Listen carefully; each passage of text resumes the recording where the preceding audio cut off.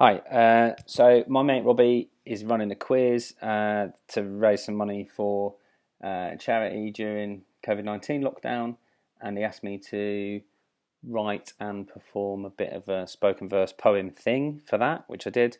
But my mum's not very good at staying up late, and it started at 8 o'clock, so she missed it. So I thought I'd record it now, which will also mean I can put it somewhere and not lose it. So let's see how this goes. It's called Lockdown Scenes. Lockdown scenes in good old Bethnal Green. Half the locals, none the wiser. The rest outside Boots, queuing for hand sanitiser. The mums have gone to Iceland and rinsed the place of pasta. Except, of course, for whole-wheat fusilli. I mean, times are weird, but don't be fucking silly. I always thought I was above a panic spree.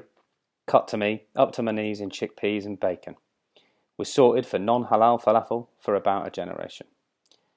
Our flat's a work in progress, not cut out for isolating. There's no mistaking my half-finished DIY is the crime, so I confess to the chances we'd be taking of a 2-year-old using power tools for playtime. It's all a bit shitty, so it's time to quit the city. Tins stacked, truck packed, and that's that. Go team. We're on the road to nowhere. But fuck nowhere to be precise. Paradise with a potting shed. Honk if you like Cote de Rhone and free childcare on tap. Granny and Grandad take this shit seriously. We're doing diarised dairy deliveries and dinners planned 5 days out. To be fair, it's not that hard and not a bad shout. We're eating like the king of carbs whilst wasting now. Well, that and watching our little daughter constantly scoffing meringue made of chickpea water. That's what you do when you can't do anything in a place that already had nothing to do. Bake for victory. Keep calm and curry on. WFH is all a bit WTF in the beginning. Is back-to-back video calls in an attempt to hack through clients' wallet walls. One more video chat about how best to do video chats and we'll be winning. It is fun to see inside people's houses and flats though. Note to self, must buy more houseplants for my back show.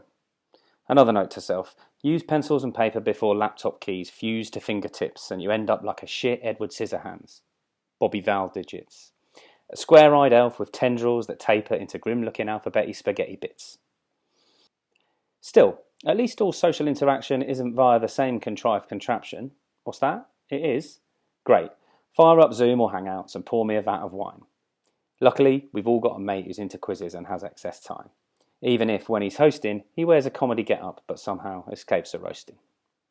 Welcome to the Staying In, where the banter flows like wine. Or at least at the pace wine used to flow before we all tried to beat our personal bests every single night. It's the best we can do, and it's the best we've ever done, too. First time I've hung out with my friends' parents' friends' and loved it. How about you? Great work, Robbie G. Long may it continue. The irony isn't lost on any of us. Despite the lockdown fuss, we're all connecting with old friends and family like we always meant to. Time goes on, and each week we go outside and clap for carers at 8 p.m. Our minds turn to Granny Annie over the Irish Sea then. See them, Annie and Daz are paramedics doing overtime, and we can help with dinners and lawn mowing.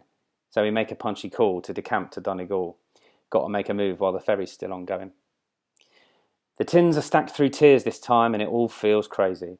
As we wave to knackered grandparents. I love you guys, shouts Maisie. And we're on the road, just us and the key workers. Never fear, your bulk bog roll deliveries are here. As we're scanning the horizon for checkpoints that never appear. Until the ferry port, it's all customs and cops the lot. Great time for a dirty nappy there, kid. Always wanted to arrive in jail covered in skids. We're waved through and masked up, spraying and dabbing. That's the kid's bum done, now let's do the cabin. We sleep in our clothes and wash our hands more often than we use them for anything else. 12 hours later, we're on the Emerald Isle. Been a while, but it looks like we're staying for one too. We've traded one set of gardening for another and done the same with our mothers. It's different, sure, but still safe and secure. Campfires and craft beers have replaced the vintage wine, and everyone's just getting on with it and having a good time. There's bikes to fix and rivers to walk and a shed to turn into a rum shack. But we'll attack that when we have some time on our hands. Because I'm too busy watching the river foil glimmer, contemplating whether the lights of London will still shimmer when new normal finally gets its arse in gear, and whether we'll remember what brought us here. Will this social distance bliss just shatter when we're not forced to do what matters?